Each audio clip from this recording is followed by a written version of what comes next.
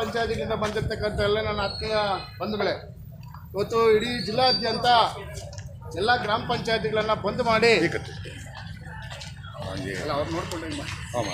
ಎಲ್ಲ ಗ್ರಾಮ ಪಂಚಾಯತಿಗಳನ್ನು ಬಂದ್ ಮಾಡಿ ಇವತ್ತು ಎಲ್ಲ ತಾಲೂಕ್ ಪಂಚಾಯತಿಗಳ ಮುಂದ್ಗಡೆ ಪ್ರತಿಭಟನೆಯನ್ನು ಹಮ್ಮಿಕೊಂಡಿದ್ದೀರಿ.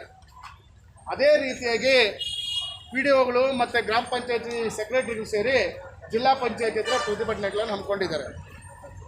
ಇವತ್ತು ನಾನಾ ರೀತಿಯಲ್ಲಿ ಹಲವಾರು ರೀತಿಯಲ್ಲಿ ಗ್ರಾಮ ಪಂಚಾಯತಿ ನೌಕರರ ಬೇಡಿಕೆಗಳಿಗಾಗಿ ಹಲವಾರು ಹೋರಾಟಗಳನ್ನು ಮಾಡಿ ಹಲವಾರು ಬೇಡಿಕೆಗಳನ್ನು ಈಡೇರಿಸ್ಕೊಳ್ಳಿಕ್ಕೆ ಸಾಧ್ಯ ಆಗಿದೆ. ಇವತ್ತು ಗ್ರಾಮ ಪಂಚಾಯತಿ ನೌಕರರು ರಿಟೈರ್ಡ್ ಆದ ಮೇಲೆ ಅವರಿಗೆ ಸರ್ವಿಸ್ಗೆ ತಕ್ಕಂಗೆ ಗ್ರಾಜ್ಯುಟಿ ಕೊಡಬೇಕು ಅಂತ ಆದೇಶ ಆಗಿ 10 ವರ್ಷ ಆಗಿದೆ. ಆದರೆ ಗ್ರಾಮ ಪಂಚಾಯತಿ ನೌಕರರು ರಿಟೈರ್ಡ್ ಆದಾಗ ಒಬ್ಬ ವಾಟರ್ಮ್ಯಾನ್ಗಾಗಲಿ, ಅಟೆಂಡರ್ಗಾಗಲಿ, ಬಿಲ್ ಕಲೆಕ್ಟರ್ಗಾಗಲಿ ಕನಿಷ್ಠ ಒಂದು ಹೂನಾರ ಹಾಕಿ ಒಂದು ಫಲಪುಷ್ಪ ಕೊಟ್ಟು ಅವರಿಗೆ ಥ್ಯಾಂಕ್ಸ್ ಹೇಳಿ, ವಂದನೆಗಳು ಹೇಳಿ ಒಂದು ಗ್ರಾಜ್ಯುಟಿ ಕೊಡುವಂಥ ವ್ಯವಸ್ಥೆ ಇವತ್ತು ನಮ್ಮ ಪಂಚಾಯತಿಯಲ್ಲಿ ನಡೀತಾ ಇಲ್ಲ. ಅದಕ್ಕೋಸ್ಕರ ನಾವು ಕೇಸ್ ಹಾಕಬೇಕಾಗುತ್ತೆ. 16 ವರ್ಷಗಳಿಂದ ಕಷ್ಟಪಟ್ಟು ಕೆಲಸ ಮಾಡಿಸಕ್ಕಂಥ ನೌಕರರು ಆಕಸ್ಮಿಕವಾಗಿ ಮರಣ ಆಗ್ತಾರೆ. ಅವ್ರ ಕುಟುಂಬದವರಿಗೆ ಅನುಕಂಪ ಆಧಾರದಲ್ಲಿ ಕೆಲಸ ಕೊಡಬೇಕು ಅಂತ ಸರ್ಕಾರದ ಆದೇಶ ಇದೆ. ಆ ಸರ್ಕಾರದ ಆದೇಶ ತೆಗೆದುಕೊಂಡ್ರೂ ಸಹ, ಸರ್ಕಾರದ ಆದೇಶ ಇದ್ರೂ ಸಹ 2 ವರ್ಷ, 3 ವರ್ಷ, 4 ವರ್ಷ ಸತಾಯಿಸ್ಕೊಂಡು ನಾವೆಲ್ಲ ಅವ್ರ ಹಿಂದೆ ಬಿದ್ದರೆ, ಹೋರಾಟ ಮಾಡಿದ್ರೆ ಆಗ ಅವ್ರಿಗೆ ಅನುಕಂಪ ಆಧಾರದಲ್ಲಿ ಕೆಲಸ ಕೊಡ್ತಾರೆ. ಅದಕ್ಕಿನ್ನೂ 2-3 ವರ್ಷ ಕಷ್ಟಪಟ್ಟು ಕೆಲಸ ಮಾಡಿರ್ತಾರೆ, ಅದ್ರ ಸಂಬಳ ಕೊಡ್ತಾ ಇಲ್ಲ. ಇವತ್ತು ಇಲ್ಲಿರ್ತಕ್ಕಂಥ ಗ್ರಾಮ ಪಂಚಾಯತಿ ನೌಕರರಿಗೆ ಕಡಿಮೆ ಅಂದರೆ 10ರಿಂದ 15 ತಿಂಗಳು ಬಾಕಿ ವೇತನ ಉಳಿಸ್ಕೊಂಡಿದ್ದಾರೆ. ಹೌದಾ? ಇಲ್ಲ, 10ರಿಂದ 15 ತಿಂಗಳು ಬಾಕಿ ಇದೆಯಾ? ಇಲ್ಲ. ಅಂದರೆ ಯಾರಿಗೋಸ್ಕರ ಈ ಪಂಚಾಯತಿ ವ್ಯವಸ್ಥೆಯಲ್ಲಿ ಕೆಲಸ ಮಾಡಬೇಕಾಗುತ್ತೆ? ಇವತ್ತು ನಾವೊಂದು ಹೇಳ್ತಾ ಇದ್ದೀರಿ, ಇವತ್ತು ಇಡೀ ಜಿಲ್ಲೆಯಲ್ಲಿ ಜಿಲ್ಲಾ ಪಂಚಾಯತಿಯಲ್ಲಿ CO ಇಲ್ಲ ಅಂದರೆ ಗ್ರಾಮ ಪಂಚಾಯತಿ ನಡೀತದೆ. ಇಲ್ಲಿ ತಾಲೂಕ್ ಪಂಚಾಯತಿಯಲ್ಲಿ EO ಇಲ್ಲ ಅಂತ ಹೇಳಿದ್ರೆ ಗ್ರಾಮ ಪಂಚಾಯತಿ ನಡೀತದೆ. ಆದರೆ ಗ್ರಾಮ ಪಂಚಾಯತಿಯಲ್ಲಿ ವಾಟರ್ಮ್ಯಾನ್ಗಳು, ಅಟೆಂಡರ್ಗಳು, ಬಿಲ್ ಕಲೆಕ್ಟರ್ಗಳಿಲ್ಲ ಅಂದರೆ ಒಂದೇ ಒಂದು ದಿನ ಕೆಲಸ ಮುಂದುವರಿಸಲಿಕ್ಕೆ ಸಾಧ್ಯ ಆಗೋದಿಲ್ಲ ಅನ್ನುವಂಥ ಎಚ್ಚರಿಕೆಯನ್ನು ನಾವು ಇವತ್ತು ಕೊಡ್ತಾ ಇದ್ದೀರಿ ಬಂಧುಗಳೇ.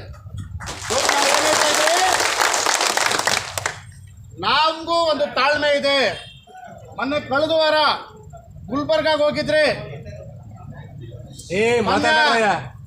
ಮಲ್ಲಿಕಾರ್ಜುನ ಖರ್ಗೆ ಅವರ ಮಗ ಪ್ರಿಯಾಂಕ ಖರ್ಗೆ ಗ್ರಾಮೀಣಾಭಿವೃದ್ಧಿ ಮಂತ್ರಿಗಳು ಅವ್ರ ಮನೆಗೆ ಹೋಗಿದ್ರೆ, ಇಲ್ಲಪ್ಪ ನೀನು ಬೆಂಗಳೂರಿಗೆ ಬಂದರೆ ನಿನ್ನ ಕಷ್ಟ ಆಗ್ಬೋದು, ನಾವೇ ನಿಮ್ಮ ಮನೆಗೆ ಬರ್ತೀರಪ್ಪ, ನಮಗೆ ಈಗೇನು ಕೊಡ್ತಾ ಇದ್ದೀರಿ 15,000 16,000 ಸಂಬಳ ನಮ್ಗೆ ಸಾಕಾಗ್ತಾ ಇಲ್ಲ, ಕನಿಷ್ಠ 31,000 ರೂಪಾಯಿ ನಮಗೆ ಸಂಬಳ ಬೇಕು, ನಿಮ್ಮ ಹತ್ರಕ್ಕೆ ನಾವು ಬರ್ತಾ ಇದ್ದೀರಿ ಕೊಡಿ.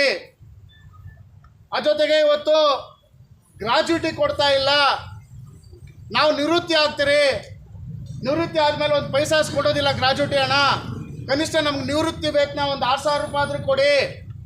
ಈ ಥರ ಹಲವಾರು ಬೇಡಿಕೆಗಳಿಟ್ಬಿಟ್ಟು ಖರ್ಗೆ ಅವ್ರ ಮನೆಗೆ ಹೋಗಿದ್ರಿ. ಆದರೆ ಪ್ರಿಯಾಂಕಾ ಖರ್ಗೆ ಅವರು ನಾವೆಲ್ಲ ಹೋದಾಗ ಒಂದು ಲೆಟ್ರನ್ನು ಕೊಟ್ಟು, ನಾನಿವತ್ತು ಇಲ್ಲ, ದೆಹಲಿಗೆ ಹೋಗ್ತಾ ಇದ್ದೀನಿ, ಮುಂದೊಂದು ದಿನ ಚರ್ಚೆ ಮಾಡೋಣ ಅಂತ. ಎಷ್ಟು ಸಾರಿ ಚರ್ಚೆ ಮಾಡ್ತೀರಿ, ಎಷ್ಟು ಸಾರಿ ಮಾತುಕತೆ ಮಾಡ್ತೀರಿ.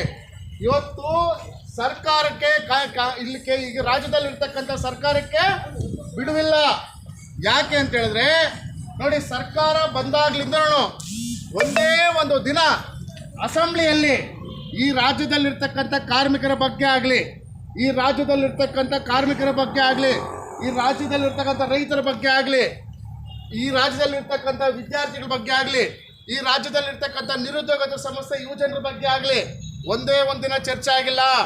ಮನೆ ಅಸೆಂಬ್ಲಿ ನಡೀತು 15 ದಿವಸ, ಏನಾದರೂ ಅಸೆಂಬ್ಲಿ ನಡೀತು, ಅದರಲ್ಲಿ ಚರ್ಚೆ ಆಯಿತಾ? ಎಲ್ಲ ಕಡೆ ಮಳೆ ಬಂತು, ಕೊಡಗು, ಮಂಗಳೂರು, ದಕ್ಷಿಣ ಕನ್ನಡ ಎಲ್ಲ ಕೊಚ್ಕೊಂಡು ಹೋಗ್ಬಿಟ್ರು, 100 ಜನ ಸತ್ತೋದ್ರು. ಒಂದೇ ಒಂದಿನ ಚರ್ಚೆ ಆಗಿಲ್ಲ.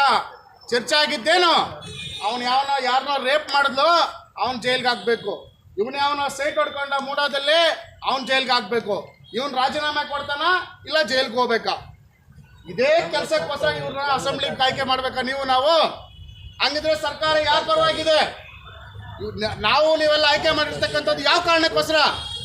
ಇವತ್ತು PDOಗಳು ಸ್ಟ್ರೈಕ್ ಹೋಗ್ತಾರೆ, ರೈತರು ಸ್ಟ್ರೈಕ್ ಮಾಡ್ತಾರೆ, ಕಾರ್ಮಿಕರು ಸ್ಟ್ರೈಕ್ ಮಾಡ್ತಾರೆ, ಪಂಚಾಯತರು ಸ್ಟ್ರೈಕ್ ಮಾಡ್ತಾರೆ.